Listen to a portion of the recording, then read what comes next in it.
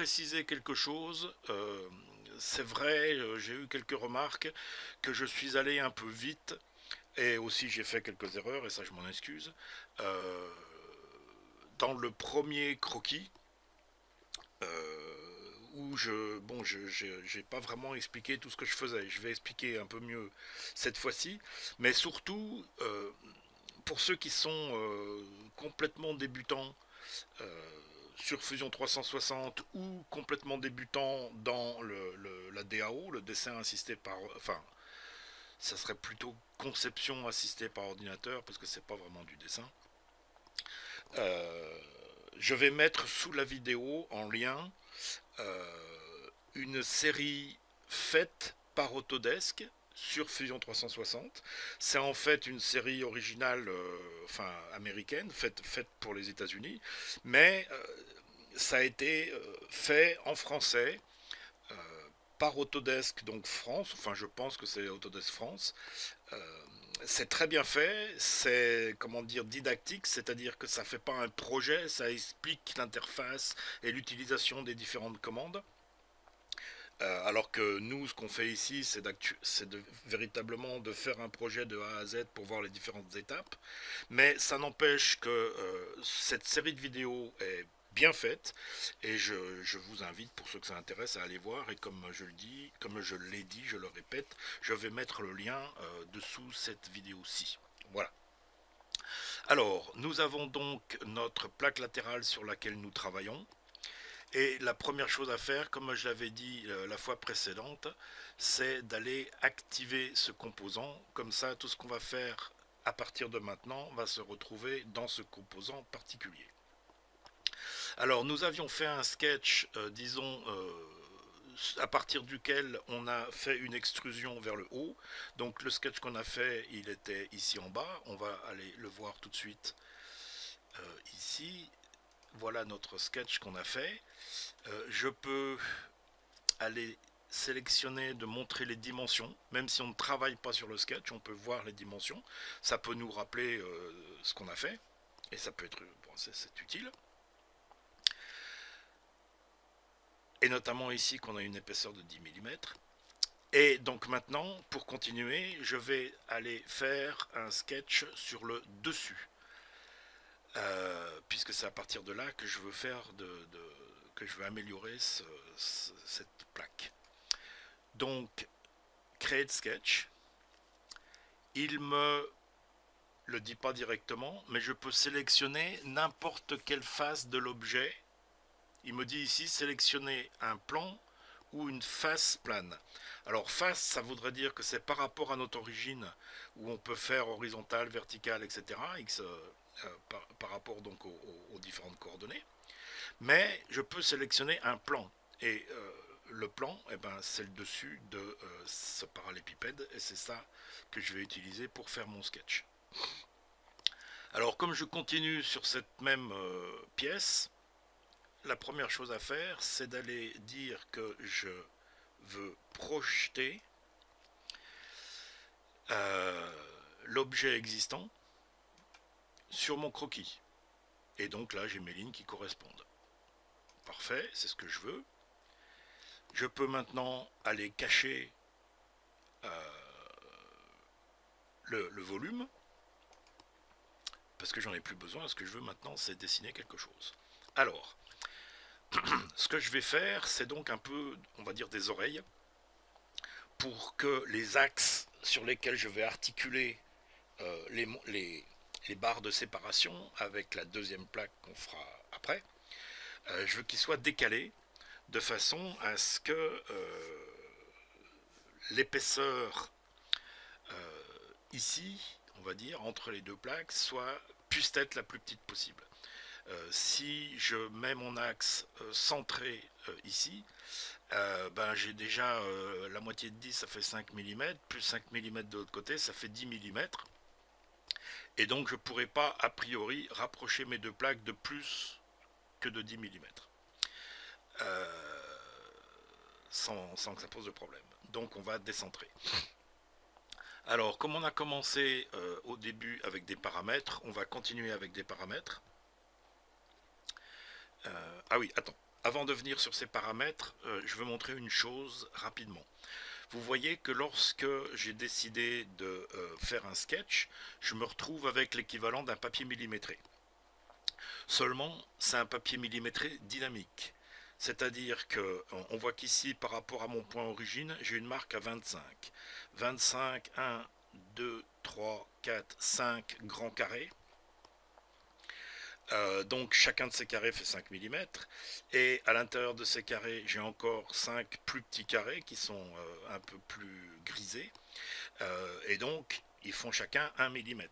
Maintenant, si je zoome moins, pardon, là j'ai zoomé plus, par contre, pardon. Donc là, on voit que j'ai toujours ma marque à 25, mais j'ai 1, 2, 3, 4, 5, 6, 7, 8, 9, 10 carrés. Donc chacun de ces carrés fait 2,5 mm. D'accord? Maintenant, si je zoome moins, on voit que là, par exemple, ma première mesure, elle est marquée à 50. Et donc, chacun de mes carrés fait 1 cm. Voilà, c'est une histoire, enfin c'est assez pratique de savoir toujours à quel endroit vous vous trouvez. Je veux aussi en profiter pour expliquer quelque chose. Euh, Vous avez ici en bas de l'écran des icônes qui représentent les manipulations et la visualisation de ce sur quoi vous êtes en train de travailler. Donc normalement je vais cliquer sur Pan et à la souris je vais pouvoir me déplacer latéralement. Si je clique sur orbite, ça va me permettre de me déplacer dans les 3 dimensions si j'étais en 3D, mais comme là je suis sur un croquis, je ne me déplace que dans 2 dimensions. Si je clique sur le carré supérieur, je vais pouvoir me déplacer cette fois-ci dans les 3 dimensions. Voilà. Et si je clique sur zoom plus, eh ben, je vais pouvoir zoomer plus ou moins à la souris. Voilà, comme ça. Et Look At, ça va me permettre de modifier la face que je regarde. Bon, sur un dessin en 2D, c'est pas terrible, mais c'est pareil, ça me permettrait d'aller modifier l'angle sous lequel je regarde mon volume. Et Fit, ça me permet de zoomer de façon à ce que l'objet entier tienne dans mon écran. Mais si vous avez fait attention lorsque je manipule mon travail, vous ne voyez pas le curseur changer et vous ne me voyez pas aller sélectionner une de ces icônes pour le déplacement que je souhaite faire. Et ça, c'est parce que j'ai la chance d'utiliser un périphérique qui est étudié pour, comme on dit, qui s'appelle Space Navigator. C'est fait par Autodesk. Euh, et je vais vous montrer dans une petite vidéo, ou pas. Non, je vais vous montrer tout simplement ici. Je pense que c'est tout aussi parlant.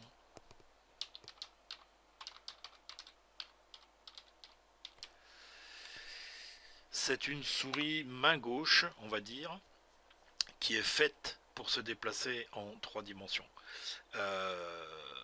Alors c'est vrai que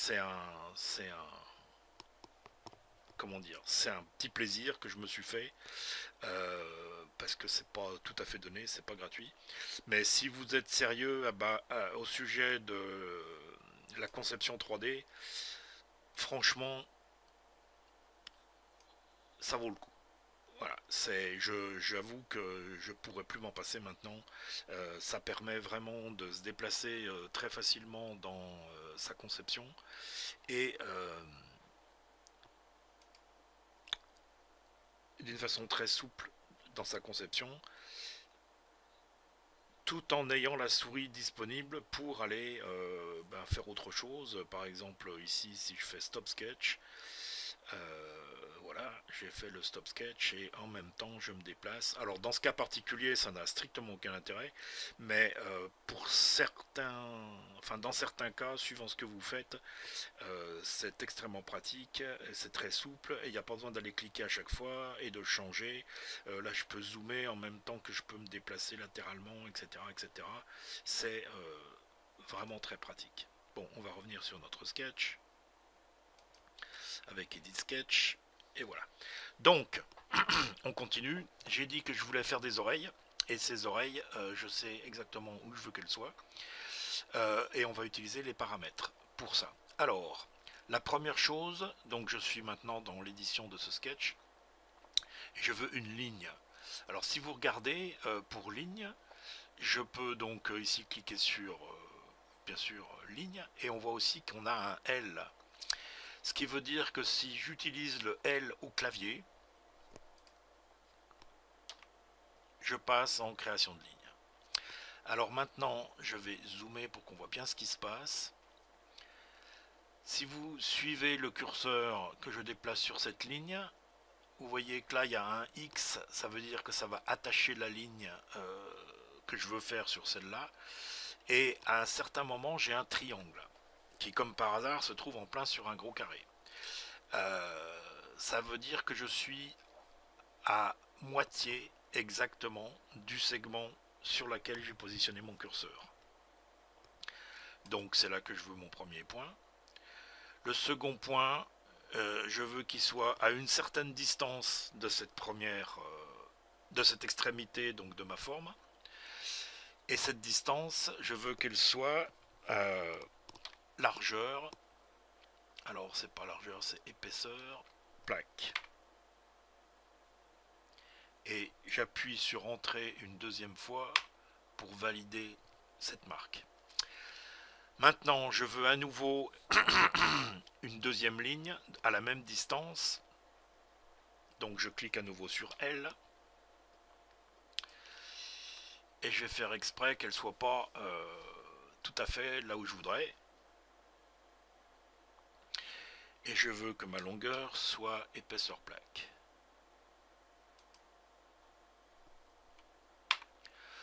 Par contre, je veux que cette ligne soit perpendiculaire à cette ligne que j'ai faite, et là, elle n'est pas perpendiculaire.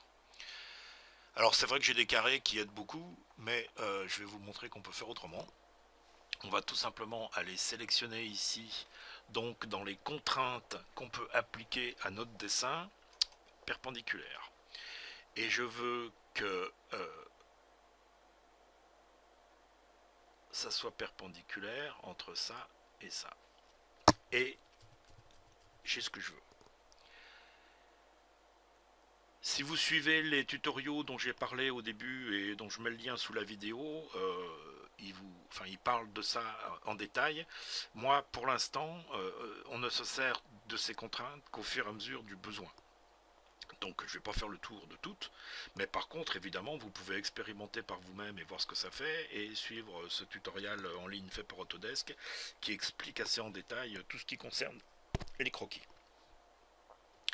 Donc voilà, j'ai mes deux lignes ici et vous voyez que lorsque je passe avec la souris sur mon sketch, mon croquis, j'ai des surfaces qui changent de couleur en fonction de là où la souris est, mais aussi en fonction des lignes. C'est-à-dire que cette ligne que j'ai dessinée, ces deux lignes que j'ai dessinées ici perpendiculaires, coupent ma surface, et donc là j'ai une nouvelle surface et une autre surface. Et ça, c'est pas vraiment ce que je veux. Il s'agit toujours de la même surface, en fait. Donc, ces lignes ne me servent que pour déterminer un point de départ. Donc, ce sont des lignes de construction. Donc, normale construction, quand vous faites un clic droit avec la souris sur l'objet, donc ici la ligne que je viens de créer, on voit qu'on a affaire à un menu contextuel. Et en face de ce menu contextuel, on a X. Donc ça veut dire qu'au lieu d'aller ouvrir le menu contextuel, je peux juste sélectionner ma ligne, taper X et ça change normale construction. Si je resélectionne cette ligne et que je tape X une nouvelle fois, ça la rechange à nouveau dans l'autre sens. Bien. Donc maintenant j'ai ce point ici qui est en dehors donc de ma plaque, mais comme je l'ai dit, ce que je veux faire c'est des sortes d'oreilles, et donc ça va me servir de centre pour un cercle. Euh, on va, enfin centre pour un cercle, on va voir au fur et à mesure à quoi ça correspond. Donc ce premier cercle ici, il fait 5,5 mm.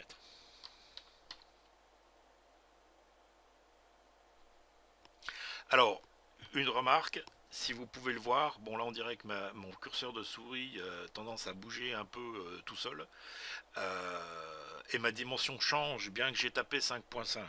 Donc 5.5, entrée, et là ça valide la dimension. Alors, je veux maintenant un deuxième cercle concentrique à celui-ci, qui va être de 5.5. Si je veux avoir un peu d'espace autour, ça fait 2 mm, ça fait 2 mm autour, ça fait 4, 10. On va mettre 12 mm pour avoir un peu de matière. Alors, ça fait la même chose, il faut que je valide ma dimension, ma saisie. Voilà. Donc, puisque là, en fait, il s'agit d'un objet complet, on va pas laisser ça comme ça, on va faire rejoindre la partie de cercle ici à notre plaque. Donc on fait à nouveau une ligne qu'on va faire démarrer là et qu'on va mettre perpendiculaire ici. Et on refait la même chose ici. Voilà. Alors pour être sûr, alors vous voyez, et c'est parfait, que j'ai le petit symbole ici qui s'est mis tout seul. Je n'ai pas été le chercher dans les contraintes de Sketch, mais j'allais dire, le logiciel a compris ce que je voulais faire, et il a fait en sorte que ces droites soient tangentes à mon cercle. Et a priori, là il ne l'a pas marqué, mais pour être sûr, on va le faire. À cet endroit-là, elles sont perpendiculaires. Donc ça et ça doit être perpendiculaire. Alors, pardon, je l'ai fait dans le mauvais sens. Ça, c'est quoi ça? Je veux donc que ça et ça soit perpendiculaire. Et je veux que ça et ça soit perpendiculaire. Ce que l'on désigne en premier, et c'est pour ça que quand je l'ai fait la première fois, ça n'a pas marché. Ce qu'il faut cliquer en premier, c'est le but, le target. Hein. Donc perpendiculaire à quoi? Et donc cette ligne, je désigne en second, c'est cette ligne que je veux mettre perpendiculaire par rapport à ça et pas le contraire. C'est-à-dire que ma ligne ici qui est en rouge parce qu'elle a été projetée depuis ma forme, elle ne va pas bouger. Alors que ça, éventuellement, ça pourrait bouger si c'était pas tracé comme il faut du premier coup. Bien. Donc maintenant, on a un certain nombre de lignes qui nous ont été utiles pour dessiner cette oreille, mais elles ne nous servent plus à rien. Donc on va dans Sketch, on sélecte Trim, qui correspond à la lettre T, et on va trimer, c'est-à-dire effacer, tout ce qui est en trop. Voilà. Tout ça, c'est durable, on n'en a pas besoin. Escape pour arrêter la fonction trim. On s'aperçoit qu'ici mon cercle continue un petit peu à l'intérieur, mais en fait c'est à cause de la dimension. Donc si je bouge ma dimension pour la mettre exactement perpendiculaire, on voit que le petit cercle à l'intérieur n'existe plus. Donc ça faisait pas partie du dessin, c'est juste de la dimension. Voilà. Donc maintenant j'ai mon oreille entre guillemets qui est comme je veux. Et il faut maintenant lui donner un volume. Donc on va arrêter le sketch. On va aller sélectionner euh, mon volume existant. Et on va aller faire, on va sélectionner ça et ça, et on va lui dire qu'on veut un extrude. Alors, donc extrude de ces deux surfaces, qui ne vont pas être un nouveau corps, mais qui vont être jointes, c'est-à-dire qu'elles vont faire partie du volume existant. Et donc voilà, là on a une flèche pour nous indiquer si on veut faire un extrude plus ou un extrude moins. En fait là on va vers en bas, donc c'est moins. Et on peut indiquer la distance que l'on souhaite en millimètres. Et on va tout simplement mettre 10 millimètres. C'est une valeur ronde. Entrée pour faire OK. Voilà, très bien. Donc là j'ai mon oreille. Mais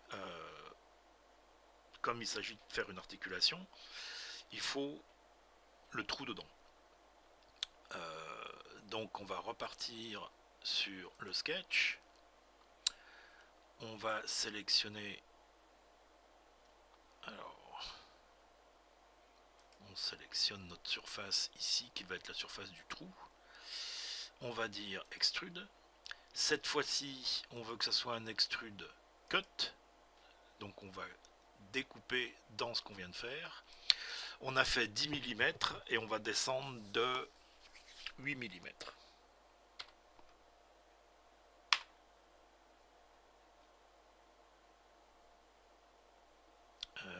Pardon, il me dit qu'il n'y a rien à couper. C'est vrai, puisque là je l'ai fait dans le mauvais sens. C'est moins 8. Voilà. Donc on peut tout de suite utiliser Inspect, ou on peut, c'est peut-être aussi bien aller, pardon, montrer les dimensions ici. On a donc une ouverture de 5,50 tout le long. Bien. Alors maintenant, on va tout de suite aller chercher ce qu'on va mettre dans ce trou. Si je peux parler comme ça. En fait, pour cet objet, on va utiliser des inserts laitons qu'on met avec un fer à souder dans le plastique, de façon à avoir des articulations costauds et précises. Alors, on va aller chercher dans le catalogue Mac Mastercard le genre d'insert que l'on veut utiliser.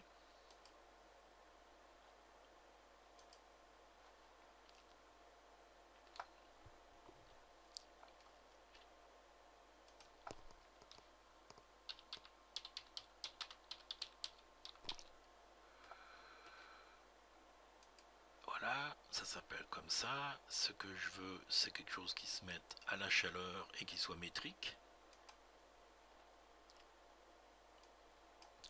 Alors ici, il s'agit plus d'avoir une, comment dire, une sorte de référence de quelque chose que je peux mettre dans mon dessin, dans ma conception, même si c'est pas exactement la pièce que j'ai et que j'utilise.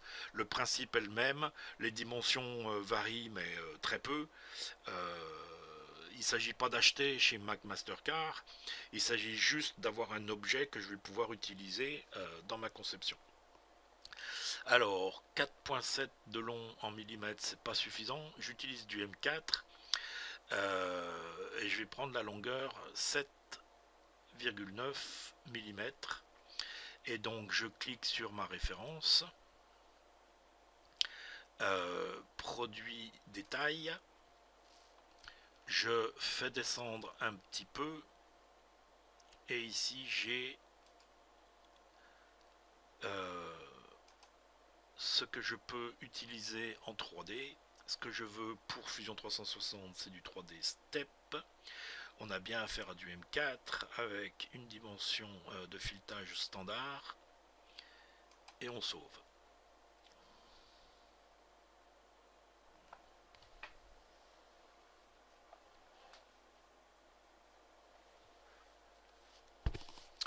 Voilà. Alors le but pour l'instant n'est pas de le mettre directement dans ma conception, mais simplement d'avoir la pièce pour pouvoir la mesurer et m'en servir par la suite. Donc ce que je veux faire, c'est que cette pièce, je vais aller en sauver une copie pour pouvoir ensuite l'effacer d'ici. Donc dans ma quincaillerie. Et au lieu que ça porte le numéro du catalogue Mac Mastercard, on va appeler ça d'une façon beaucoup plus claire. Pardon.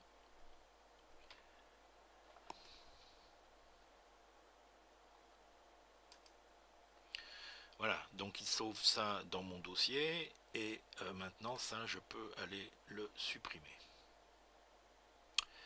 Delete. Voilà.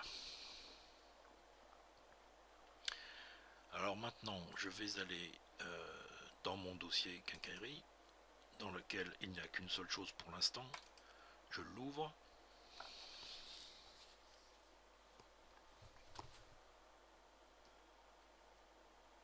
Alors comme je l'ai dit, l'objet n'est pas exactement celui que j'utilise. Faudra que je le ferai pas tout de suite parce que j'ai pas cherché, mais je vous mettrai dans une prochaine vidéo, puisque ces inserts on va s'en servir plusieurs fois, les références du fournisseur que j'ai trouvé pour ça, ici en France. Il y en a sûrement d'autres, mais bon, ça vous donnera une idée.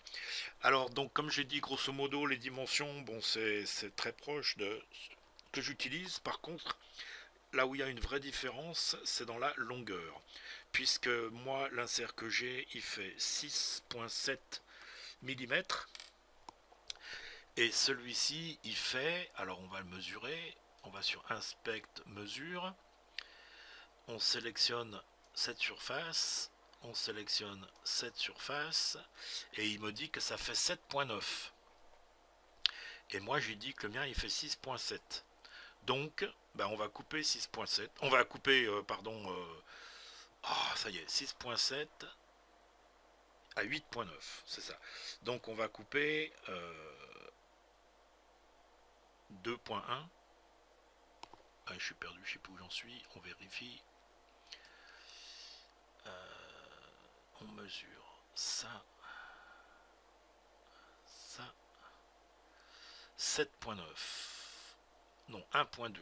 6,7 et 7,9. Donc on coupe 1,2 mm du fond, puisque pour les diamètres c'est à peu près correct. Alors, comment on fait pour couper un objet? D'autant plus que cet objet, il vient pas de Fusion 360, on vient de l'importer. On va sur le menu Construct et on va faire un plan décalé, Offset Plane. Donc par rapport, il nous demande par rapport à quel plan. Alors c'est le plan qui passe par le fond ici. Et on veut décaler de, on vient de dire, moins 1,2. On valide cette dimension. Ensuite, on va dans Modify, Split Body, ce qui veut dire sépare ou coupe un volume. C'est ce qu'on veut. Le corps à couper, c'est celui-là. L'outil, c'est le plan qu'on vient de définir. On lui dit OK, et mon volume vient d'être coupé en deux. J'ai maintenant deux corps, et le deuxième, c'est celui qu'on vient en fait de créer par cette séparation. Il me suffit de le cacher, et c'est comme s'il n'était plus là, et je vais pouvoir utiliser cet outil complètement. Et donc là, j'ai un insert laiton qui, en dimension, correspond assez précisément. Bon, on n'est pas au dixième de millimètre de toute façon en impression 3D, mais à moins d'un demi-millimètre de toute façon, à ce que je vais utiliser. Donc ça va me rendre service dans ce qu'on est en train de faire. Alors maintenant je peux aller sauver et fermer ça, ce qui va le sauver en même temps, et continuer avec mon travail ici. Alors ces inserts laitons, Là, j'ai mis un diamètre de 5,5. Mon, mon insert, il a un diamètre en bas de... on va aller regarder, j'aurais pas dû le fermer. Alors on peut cacher la construction. On va mesurer ce cercle. Et il me dit qu'il a un diamètre de 5,28. Ce qui en théorie fonctionnerait sur mon 5.5 si mon impression 3D était suffisamment précise.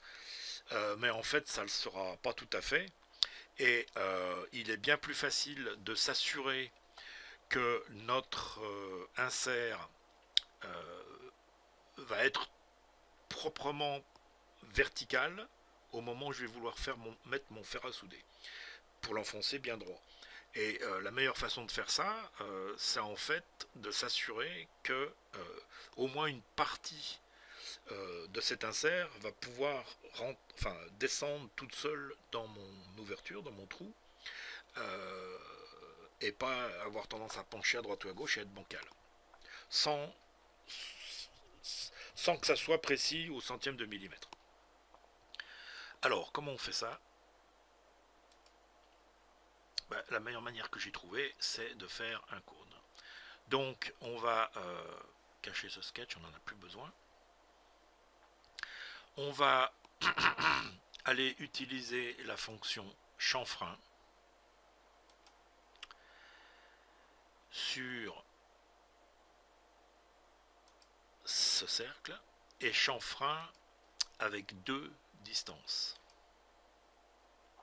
La première distance va être horizontale, ici, et la deuxième verticale. Alors, la première distance, on a fait un cercle de 5,5, on est à un peu plus de 6, on va mettre 5,5, ça va faire 6,5, c'est peut-être un peu beaucoup. On va mettre 0,25, ce qui nous fera donc 0,5 sur le diamètre.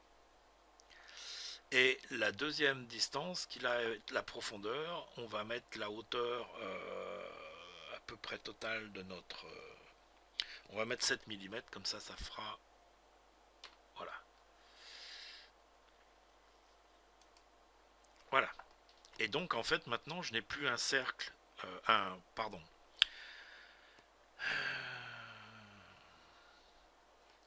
je n'ai plus un trou cylindrique, mais j'ai un trou en forme de cône. On peut tout de suite aller le vérifier avec ça, puisque là il nous dit que ça fait 3 mm de rayon, donc 6 mm de diamètre, et ici on a 2,75, donc 5,50 de diamètre. Il y a une autre façon de vérifier qui est pas mal utile aussi, et qui est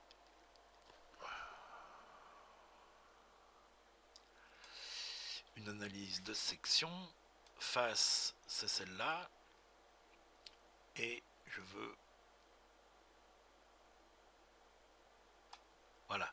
Donc là, on voit clairement qu'on a un cône et pas juste un cylindre.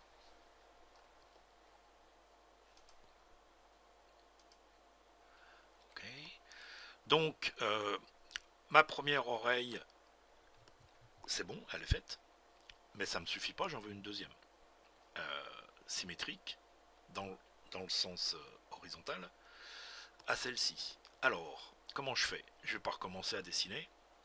Il y a, après tout, c'est de l'informatique, et le grand principe de l'informatique qu'il faut bien comprendre, c'est que c'est fait pour les feignants. C'est-à-dire que le moins on en fait, le mieux c'est. Et un bon logiciel permet d'en faire le moins possible. Si vous vous rendez compte que vous commencez à faire des choses répétitives, il y a de fortes chances que vous ne soyez pas en train d'utiliser le logiciel de la meilleure façon possible. Donc on va aller dupliquer ça pour que ma deuxième oreille soit par ici. Alors, on va faire create, mirror. Ah, pardon, je suis trop vite. Pour pouvoir faire un miroir, il va falloir une référence. Et cette référence, ben, c'est le milieu de cette forme, que je n'ai pas ici. Donc on va aller faire construct, midplane. Donc ça veut dire qu'on va aller faire un plan à égale distance de référence, de repère. Et il nous dit ici sélectionner deux faces planes ou un profil d'un sketch. Alors on pourrait utiliser le sketch qui existe, mais deux faces planes, voilà, c'est très facile.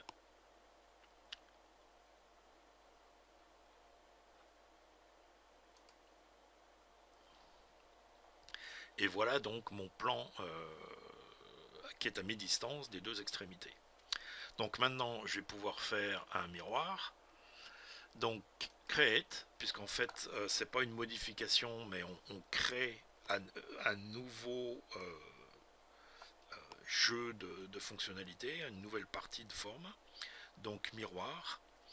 Et il nous demande qu'est-ce qu'on veut mirorer, c'est de l'horrible français, mais alors qu'est-ce qu'on veut?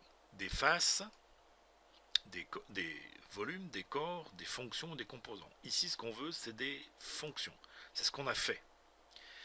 Et donc, pour sélectionner ces fonctions qu'on a fait, eh bien, on va aller les chercher dans notre historique, dont j'ai encore pas parlé jusqu'à présent. Mais en fait, la barre ici en bas enregistre toutes les opérations qu'on a faites, ce qui nous permet de revenir en arrière, etc. Et dans ce cas-là, on va dupliquer donc eh bien, cette fonction d'extrude, cette deuxième fonction d'extrude qui nous a fait le trou, et cette fonction de chanfrein. Ensuite, il nous demande de sélectionner. Alors, il faut bien faire attention que lorsqu'il nous demande de sélectionner, il faut aller cliquer sur Select pour dire que c'est ce qu'on est en train de faire. Parce que sinon, et qu'on va cliquer ailleurs, il est toujours dans la sélection des objets et il va nous le rajouter comme un objet sélectionné, à mirrorer, à dupliquer. Or, c'est pas ce qu'on veut. Ce qu'on veut donc, c'est on fait Select, on sélectionne notre plan qu'on vient de définir, on lui dit OK, et on a bien la deuxième oreille qui s'est positionnée exactement symétrique par rapport à ce plan-ci contre notre plaque. Voilà.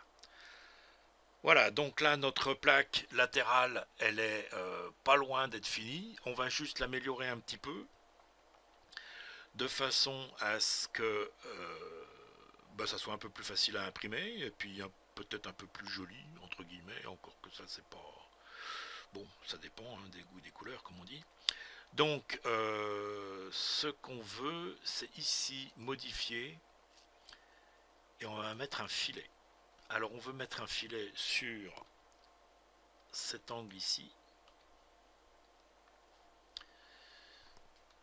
cet angle ici, cet angle ici, cet angle ici, cet angle ici, cet angle ici, cet angle ici, cet angle ici. Alors tout ça pour faire une multi-sélection, c'est avec la touche CTRL qui reste enfoncée pendant que je déplace mon curseur et sélectionne avec la souris. Je veux que ça soit sur cet angle-ci, cet angle-ci, cet angle-ci, cet angle-ci et cet angle ici. Je ne sélectionne pas les angles ici en haut parce que il peut être utile d'avoir une référence complètement plate lorsqu'on utilise cet outil.